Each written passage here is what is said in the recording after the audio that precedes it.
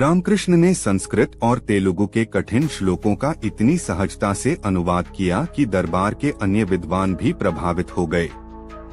धीरे धीरे उनकी चर्चा गलियों से निकलकर महल के गलियारों तक पहुंचने लगी। एक दिन वह सुनहरा अवसर आया जब रामकृष्ण को महाराज कृष्णदेवराय के सामने अपनी कला का प्रदर्शन करने के लिए बुलाया गया। महाराज को चुनौती देना या उन्हें प्रभावित करना तलवार की धार पर चलने जैसा था। कृष्णदेवराय कला के पारखी थे, लेकिन वे किसी को भी आसानी से अपने करीब नहीं आने देते थे।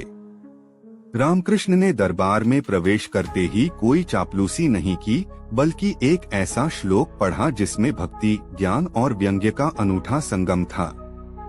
महाराज उनकी निडरता और शब्दों के चयन से काफी प्रभावित हुए। महाराज ने रामकृष्ण की परीक्षा लेने के लिए उनसे कई कठिन सवाल पूछे। रामकृष्ण ने हर सवाल का जवाब अपनी विशेष ह्यूमर और तर्क के साथ दिया। महाराज ने महसूस किया कि यह व्यक्ति केवल एक कवि नहीं है, बल्कि एक गहरी सोच रखने वाला रणनीतिकार भी है। कृष्णदेवराय के दरबार में अष्टदिग्गज यानी 8 ऐसे कवि थे जिन्हें 8 दिशाओं का स्तंभ माना जाता था। इनमें अलसानी पेदना, धूर्जटी और नंदी थिम्मना जैसे महान नाम शामिल थे। रामकृष्ण को इस प्रतिष्ठित समूह में शामिल करना एक बहुत बड़ी बात थी।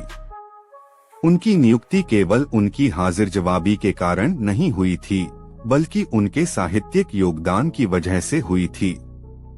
रामकृष्ण ने पांडुरंग महात्म्यम जैसा महान ग्रंथ लिखा, जिसे तेलुगु साहित्य के 5 महाकाव्यों पांचाकाव्यस में से एक माना जाता है। उनकी रचनाओं में अद्भुत गहराई थी। वे जटिल दार्शनिक बातों को भी आम जनता की भाषा में समझाने की कला जानते थे। यही कारण था कि वे महाराज के न केवल दरबारी कवि बने, बल्कि उनके सबसे विश्वसनीय मित्र और सलाहकार भी बन गए।